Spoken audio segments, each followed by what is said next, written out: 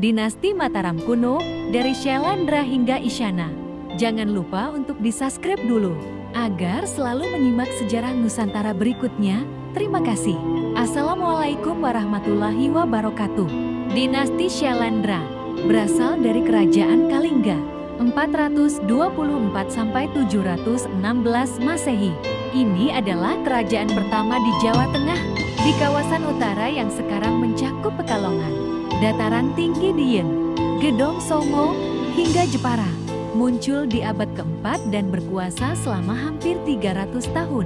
Kerajaan Kalingga berdiri setelah Tarumanegara 358–382 Masehi di Jawa Barat dan Kutai Martapura 400–1635 Masehi di Kalimantan Timur. Dinasti Mataram kuno 732–1016 Masehi dimulai dengan berdirinya Kerajaan Medang, Ibumi Mataram Medang, oleh Rakai Mataram Sang Ratu Sanjaya 732–746 Masehi. Gelar Rakai Mataram menandakan bahwa Sanjaya sebelum menjadi raja adalah seorang kepala daerah atau rakai di kawasan Ibumi Mataram, yaitu Yogyakarta hingga Keresidenan Kedu. Sedangkan menurut Carita Parahyangan, Sanjaya bergelar Sang Ratu karena menjadi raja di 3 kerajaan sekaligus, yaitu Sunda, Galuh, dan Medan. Menurut Prasasti Canggal, Sanjaya adalah putra dari Raja ketiga Galuh dan Sanaha, cucu Ratu Shima 674–675 Masehi, penguasa Kalingga yang kearifannya konon dikenal hingga Timur Tengah.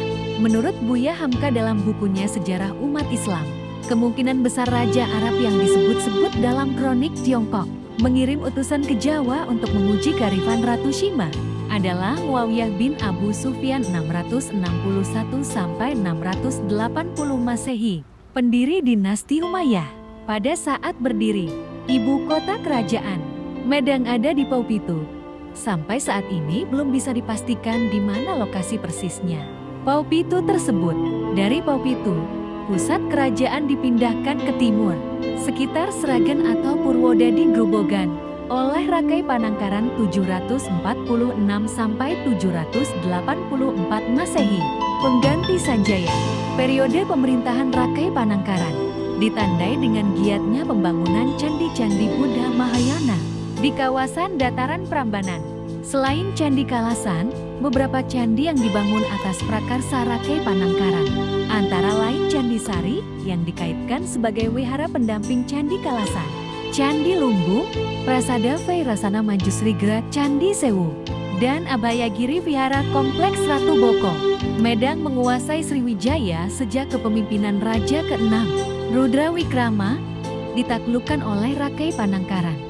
Sejak itu, Sriwijaya menjadi daerah taklukan jajahan Medang dinasti Syailendra.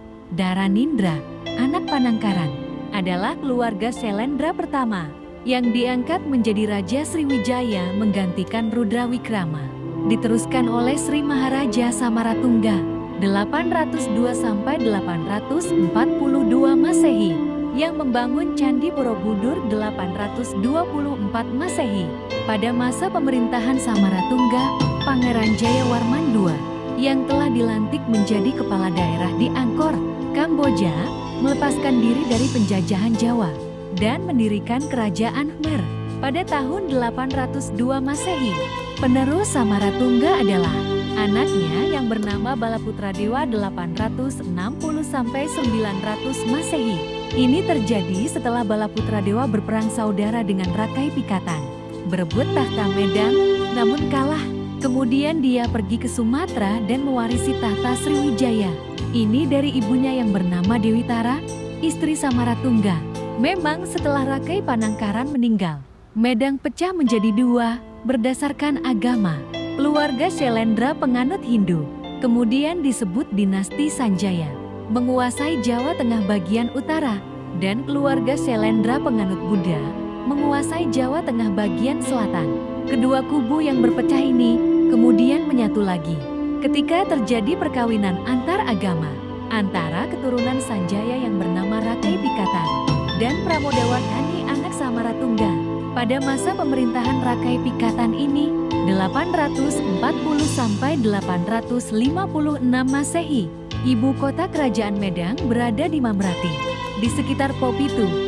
Candi Prambanan pertama kalinya dibangun oleh Rakai Pikatan pada tahun 850 Masehi, kemudian disempurnakan dan diperluas oleh Sri Maharaja Dyah Balitung 898–915 Masehi. Jati Rakai Pikatan sang pembangun Candi Prambanan adalah menantu dari Samaratungga sang pembangun Candi Borobudur. Pada era Dyah Balitung, pusat pemerintahan dikembalikan ke Popitu. Kemudian balik ke Ibumi Mataram lagi pada era Dyah Wawa 924 Masehi. Kemudian pada tahun 929 Masehi, pusat kerajaan Medang dipindahkan lagi, kali ini ke Jawa Timur sekitar Jombang, oleh Sri Maharaja Rekino Sri Isyana Wikramadharma Tunggadewa atau Empu Sindok, yang berkuasa tahun 929 sampai 947 Masehi. Semua penguasa Medang edisi Jawa Timur ini adalah keturunan Empu Sindok, sehingga juga dianggap telah mendirikan dinasti baru yang bernama Dinasti Isyana. Kekuasaan Dinasti Isyana di Medang alias Mataram kuno ini pada akhirnya runtuh pada era kekuasaan Dharmawangsa Teguh 991 sampai 1016 M. Setelah mendapat serangan balasan dari Sriwijaya, adik Dharmawangsa Teguh bernama Gunapriya Dharmapatni atau Mahendra Datta menikah dengan Raja Bali Udayana Warmadewa dan menjadi ratu yang berkuasa di Bali. Pasangan ini punya anak bernama Airlangga atau Erlangga. Serangan terjadi pada saat pesta pernikahan antara Airlangga dan Galuh Sekar, anak Dharmawangsa Teguh, sepupunya sendiri. Dharmawangsa Teguh dan keluarganya tewas dalam serangan itu, tapi Airlangga bersama Galuh Sekar beserta pengikutnya selamat meloloskan diri. Kemudian pada tahun 1031, Airlangga mendirikan kerajaan Kahuripan, menyatukan kembali sisa-sisa Medang. Kerajaan Kahuripan ini kemudian pada tahun 1042 Masehi dibagi dua oleh Airlangga untuk anak-anaknya yang berseteru memperebutkan tahta, yaitu menjadi Kediri atau Panjalu untuk Sri Samarawijaya dan Jenggala untuk Mapanji Garasakan. Tapi setelah dibagi dua, perseteruan terus berlanjut. Pada akhirnya Jenggala runtuh dicaplok Prabu Jayabaya Kediri tahun ke-1135.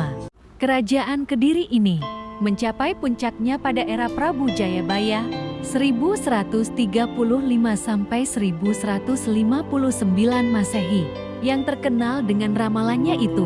Pada masa ini muncul pula karya sastra Jawa kuno legendaris, yaitu Kakawin Baratayuda, Gubahan Empu Seda dan Empu Panuluh, yang menceritakan pertempuran hebat antara Pandawa Kediri dan Kurawa Jenggala. Pada akhirnya hegemoni Mataram kuno berakhir setelah Kediri runtuh ketika penguasa terakhirnya, Sri Maharaja Kertajaya, tewas terbunuh dalam pemberontakan Tumapal yang dipimpin Ken Arok pada tahun 1422. Ken Arok kemudian mendirikan kerajaan Singasari dan berkuasa dengan gelar Sri Ranggah Rajasa. Sampai saat ini, jati diri Ken Arok masih misterius.